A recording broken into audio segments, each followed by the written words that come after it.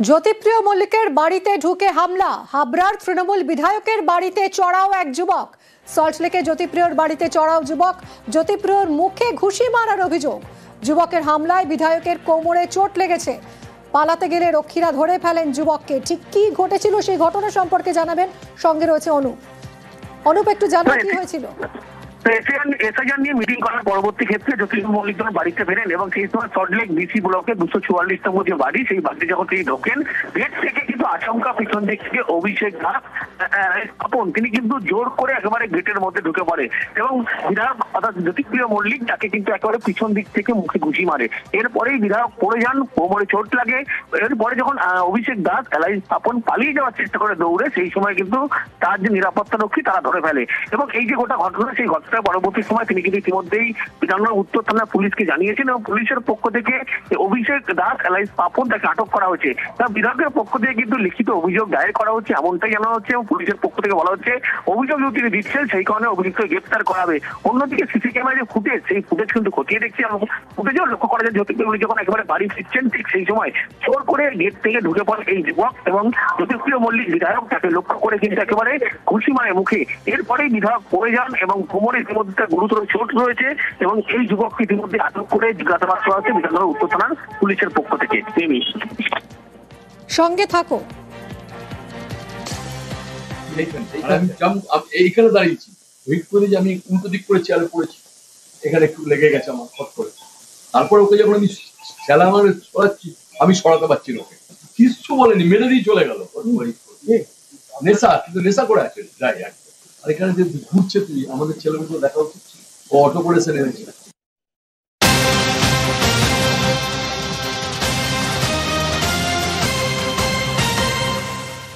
জ্যোতিপ্রিয় মল্লিকের বাড়িতে ঢুকে হামলার অভিযোগে গ্রেফতার হয়েছে যুবক।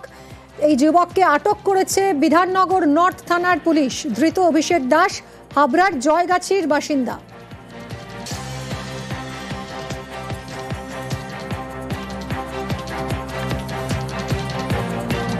নেতাদের বাড়িতে ঢোকাই নাকি এর নেশা। জ্যোতিপ্রিয়র বাড়িতে হামলায় আটক অভিষেক। হাবড়ার পুরো চেয়ারম্যান এবং ভাইস চেয়ারম্যানের বাড়িতেও চড়াও হয়েছে সে। একাধিকবার আটকও হয় এই অভিষেক। জিয়াউল আমাদের প্রতিনিধির সঙ্গে কথা বলবো। জিয়াউল, এই নেতাদের বাড়িতে ঢোকাই এই যুবকের নেশা এবং সেই নেতারা সকলেই হাবড়ার, এর অতীত কি বলছে, এর ব্যাকগ্রাউন্ড কি? দেখো, একেবারে সল্টলেকে জ্যোতিপ্রিয় মল্লিকের বাড়িতে অর্থাৎ গিয়ে সেখানে জ্যোতিপ্রিয় মল্লিকের উপরে হামলার অভিযোগে অর্থাৎ এই হাবড়ার জয়গাছি এলাকার বাসিন্দা পাপাই দাস ওরফে বুদ্ধ পাপাই, ফলে একাধিক নামে কিন্তু তার পরিচিতি এবং দেখা যাচ্ছে যেটা পুলিশ সূত্রে যেমনটি খবর, যে এই পাপাই একাধিকবার কিন্তু একাধিক রাজনৈতিক নেতাদের বাড়িতে গেছেন এবং আচমকাই ঢুকেছেন এবং ঢুকে গিয়ে সেখানে বিভিন্ন সময় বেশ কিছুক্ষণ বসেছিলেন এবং সেখানে বসে আড্ডা মেরেছেন এবং পরবর্তীকালে কিছু অল্প কিছু সেখান থেকে পয়সা করে নিয়েও কিন্তু চলে এসছে এবং একাধিকবার কিন্তু রাজনৈতিক নেতাদের বাড়িতে যাওয়ার সুবাদে পুলিশের কাছে অভিযোগ হয়। হামলা চালায়, একাধিক নেতার বাড়িতে হামলা চালিয়েছে, কি কারণে, কি উদ্দেশ্য থাকে? দেখো, উদ্দেশ্য সেটা কিন্তু স্পষ্ট নয়, কিন্তু একাধিকবার গেছেন, একাধিকবার কিন্তু হাবড়া থানার পুলিশের হাতে আটকও হয়েছেন। কিন্তু এটাও জানা যাচ্ছে এফসিআই গোডাউনের মালিক বাবা অর্থাৎ প্রভাবশালী এবং প্রতিপত্ত আছে, ফলে এমন পরিবারের ছেলে এবং বছর পাঁচেক ধরে তার কিছুটা হলে মানসিক ভারসাম্যহীন, এমনটাও জানা যাচ্ছে এলাকা থেকে। পরে পুলিশ সূত্রে এমনটি খবর করে একাধিকবার আটক হয়েছে, তারপরেও কিন্তু আবার নতুন করে এই জ্যোতিপ্রিয় মল্লিকের বাড়িতে গেছে। ফলে জ্যোতিপ্রিয় মল্লিক যখন হাবড়ায় আসে তখনও কিন্তু একাধিকবার জ্যোতিপ্রিয় মল্লিকের সঙ্গে দেখা করার চেষ্টাও করেছেন। বলে আজকে সরাসরি তার বাড়িতে যায় এবং সেখান থেকে গিয়ে জ্যোতিপ্রিয় মল্লিকের উপরে হামলা করে। ফলে ইতিমধ্যে কিন্তু আটক করেছে। কিন্তু তার পরিবার যেমনটি জানাচ্ছেন যে আজকে কিন্তু সে বাড়িতেই ছিল সকালের দিকে এবং বেশ সকালের দিকে যে বাড়ি থেকে বেরোনোর সময় বলেন যে তার একটা কাজ আছে, কিন্তু কোথায় যাবে তেমনটি না বলে সরাসরি এই জ্যোতিপ্রিয় মল্লিকের বাড়ি কাণ্ড ঘটায় অবশেষে আটক হয়েছে, পুলিশ তাকে আটক করেছে। অনেক ধন্যবাদ।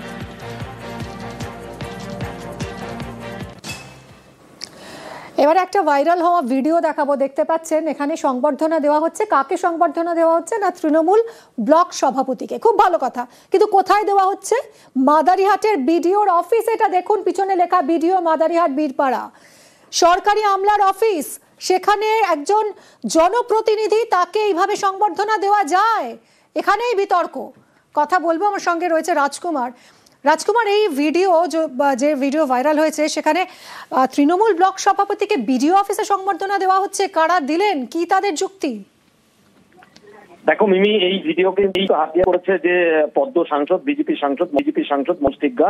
তিনি তোমার এই প্রশ্নটি তুলছেন যে একজন যে ব্লক সভাপতি একজন দলীয় লোককে কিভাবে মাদারিহাটের এই যে বিডিও অফিস, সেই অফিসে সংবর্ধনা দেয়, আর বিডিওই বা কি করে সেটা অ্যালাউ করলেন?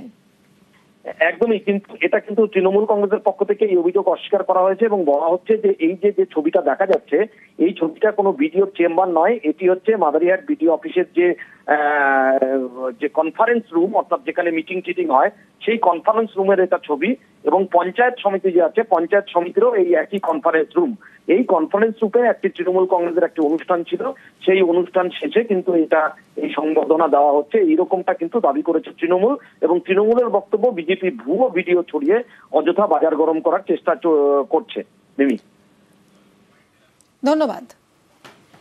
বিডিও অফিসে এখানে কিভাবে একজন বিধায়ক বিডিওর চেয়ারে বসে সেখানে একজন ব্লক সভাপতিকে সকলেই যারা নেতা নেত্রী তাকে সম্বর্ধনা জানাচ্ছেন এবং সামনে সেই বিধায়ক বসে আছেন। একজন বিডিওর চেয়ারে এসডিও অথবা ডিএম ছাড়া কেউ বসতে পারে না।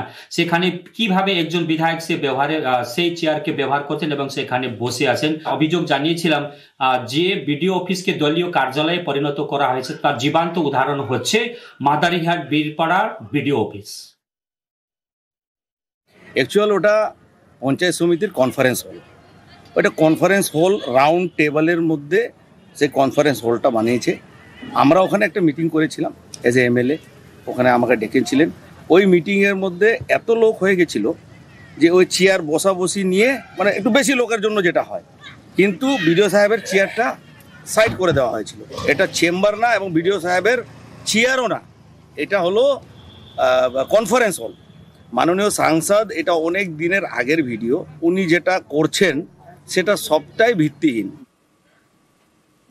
বিজেপি সাংসদ মনোজ টিগ্গার বক্তব্য তো শুনলেন। তিনি যখন প্রশ্ন তুলছেন যে কি করে বিডিওর চেম্বারে গিয়ে এরকম একজন জনপ্রতিনিধি, তাকে কি করে সংবর্ধনা দেওয়া যায়, অথচ গতকাল আরো একটা ভিডিও ভাইরাল হয়েছিল যেখানে দেখা যাচ্ছিল যে বিডিওর চেম্বারে ঢুকে মনোজ টিগ্গার দাদাগিরি, ত্রাণের ত্রিপল বিলি নিয়ে পক্ষপাতিত্বের অভিযোগ তুলে বিডিওকে রীতিমতো শাসানি আলিপুরদুয়ারের সাংসদ মনোজ টিগ্গার।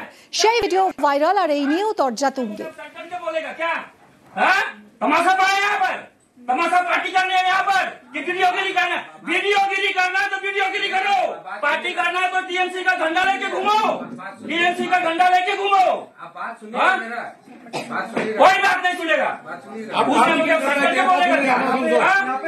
कितना बार बोला आपको प्लास्टिक का याद दिया, मैं ये थैंक यू, क्या सम्मान दिया आप, मैं कितना बार बोला आपको। উনি একজন এমপি হিসাবে চাইতে গেছেন ওনার এলাকায় যে ক্ষয়ক্ষতি হয়েছে বন্যাতে, সেটা আমরা সবাই জানি। ওনার এলাকায় গিয়ে খগেন মুর্মু মার খেয়েছেন, তারপরে আমাদের এমএলএরা মার খেয়েছেন। উনি সেইটা চাইতে গেছেন, বারবার ওনাকে ফিরিয়ে দিচ্ছে, লিখিত দিলেও দিচ্ছে না, অথচ উনি গিয়ে বিতরণ করছেন টিএমসি নেতাদের সঙ্গে। এটা বলে কি ভুল করেছেন? উনি তো তারপরে ওনাকে থাপ্পড় মারা উচিত ছিল বিডিওকে। এরকম যারা পার্টি ক্যাডার হয়ে কাজ করে বিডিওরা, তাদেরকে চাকরি থাকা অধিকার নয়। দিলীপ বাবুর ওনার দলের মধ্যে যেহেতু ওনাকে চূড়ান্ত কোণঠাসা আছেন, আর এই ধরনের কথাগুলো ওনারা যত বলবেন তত বিচ্ছিন্ন হবে, মানে মানুষ বিজেপি সম্পর্কে খারাপ ভাববেন। সেটা দিলীপ বাবু ইচ্ছাকৃত ভাবেই বলেছেন, কারণ দিলীপ বাবু চান না যে অন্য কেউ সভাপতিত্বে থাকলে যে মানে বিজেপির কোনো ভালো হোক, যাতে বিজেপি সম্পর্কে মানুষ খারাপ ভাবে, গালে মারতে হবে, মানে মানুষ বিরক্ত হবেন। বিজেপি যাতে অপ্রিয় হয়, আরো খারাপ করে, সেটা উনি ত্বরান্বিত করে দিচ্ছেন। স্কুলে ভর্তিতে দুর্নীতির অভিযোগে উত্তেজনা। আসানসোলে এসএমডি অফ গডচার্চ স্কুলে তুমুল উত্তেজনা, স্কুলের বাইরে তুমুল বিক্ষোভ, হাতাহাতি। দেখুন,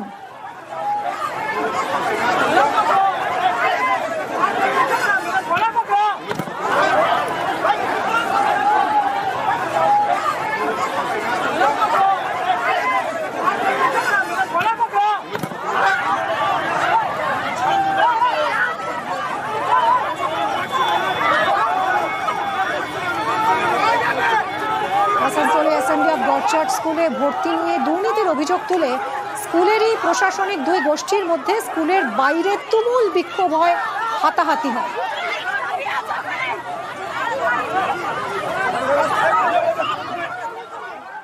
এবারেন পাসি অলিভার জর্জ এই স্কুলের চেয়ারম্যান, ওনাকে আমরা জবরদস্তি এখানে জবরদখল করতে চাইছে। ওরা এজিএনআই আর আমাদের চার্জ হচ্ছে ইন্ডিপেন্ডেন্ট চার্জ। জজ কুর্তি হচ্ছে এজিএনআই এর থ্রু দিয়ে এসেছে।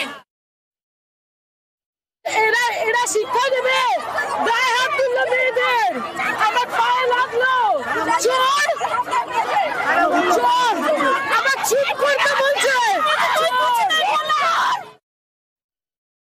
अगर हमारे बंदों ने हमला किया है, हम तो बोलते पुलिस को जांच कर लें, पुलिस उनको पकड़ लें। पर हम तो अभी भी आए हैं, हम तो यहाँ पे अधिकारी लोग आए हैं, एजीएनआई के जो हमारे संस्था है, हमारा संस्था जो है उसके अधिकारी लोग आए हैं। ये लोग जो बंदे हैं चर्च के बंदे है ही नहीं। हम तो ये बोलते हैं कि जो निष्पक्ष जांच किया जाए, जो गलत है वो गलत है, और जो जिसने गुनाह किया है जेल में बंद है अभी।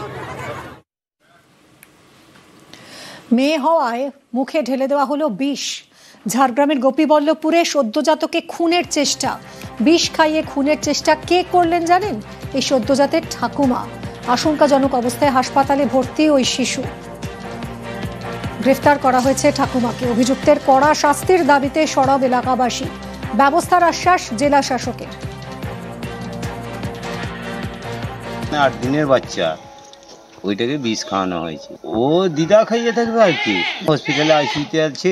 এটা মোটামুটি কেউই ভালো চোখে দেখছেনি। সবাই এটা ঘৃণনীয় ব্যাপার, এটা কেউই ভালো চোখে দেখেনি। আমরা চাইছি যে ও যখন যেমন গ্রামে না থাকে, গ্রামে ওকে রাখবো নি। ওদের বাড়ির খবর, কিন্তু সবাই যখন বললো আমরাও শুনলাম যে বাচ্চাটাকে 8 দিনের বাচ্চা একটু কন্যা শিশুকে একটা বিষ খাইয়ে দিয়েছে ওর ঠাকুমা। এখন কোথায় চিকিৎসাধীন রয়েছে? এখন তোপসাতে নিয়ে যাওয়া হয়েছিল, তারপরে বর্গিরাঙ্গা থেকে ঝাড়গ্রাম। আমরা চাইছি ওর শাস্তি হোক, আর ওদের পরিবারের যে 4 জন আছে ওরা 4 জন যেন এই গ্রামে না থাকতে পারে, ওদেরকে থাকতে দেওয়া হবে না। কোনো সমাজে একটা অংশ আছে যে এই ধরনের কনজারভেটিভ থট রাখে, কিন্তু কেসটা অত সহজও হয়তো না। এখন ইনভেস্টিগেশনের আন্ডারে আছে। হয়তো কোনো ধরনের ফ্যামিলি ডিসপিউট বা মানসিক সমস্যাকে না বলা যায় না। আন্ডার এজ ম্যারেজের যে ইস্যুটা আমরা খুব সিরিয়াসলি দেখছি ওখানে, যে নবজাত শিশু ছিল তার মা শুধু 16। তো আমরা ওই এলাকাতে কন্যাশ্রী আমাদের যে প্রকল্প আছে, যেটাকে ইন্টারন্যাশনালি রেকগনাইজ করা হয়েছে as a tool to stop child marriage, সেটার এফার্টস আমরা ওখানে খুব বেশি করে দিচ্ছি ওই এলাকাতে। বর্ধমান মেডিকেল কলেজে রক্ত বিভ্রাট। এক রোগীর জন্য আনা রক্ত দেওয়া হয়েছে অন্য রোগীকে। নমিতা মাঝির জন্য আনা রক্ত দেওয়া হয়েছে নমিতা বাগদিকে। অন্য গ্রুপের রক্ত নিয়ে গুরুতর অসুস্থ নমিতা বাগদি আশঙ্কাজনক অবস্থায় আইসিইউতে স্থানান্তরিত। চাঞ্চল্যকর অভিযোগ বর্ধমান মেডিকেলে। হাসপাতালের বিরুদ্ধে গাফিলতির অভিযোগে ক্ষোভ। অভিযোগ খতিয়ে দেখার আশ্বাস সুপারের।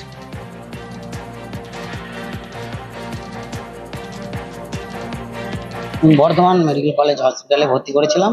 তা মায়ের রক্তের প্রয়োজন, তা সিস্টাররা 2টো শিশিতে রক্ত দিয়েছিল ব্লাড ব্যাংকে জমা দিতে। ওখানে জমা দিয়েছিলাম, দিয়ে জমা দেওয়ার পর ওখান থেকে ব্লাড দিয়েছিল। এই জমাটা এসে সিস্টারদেরকে জমা দিই।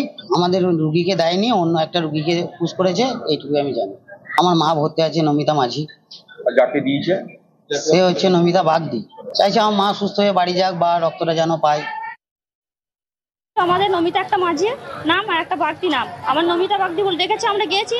আর নমিতা বাগদি মাঝি নামে যে রক্তের বেলাটা এসেছিল, সেই বেলাটা ওখানে ওকে চাপিয়ে দেওয়া হয়েছিল।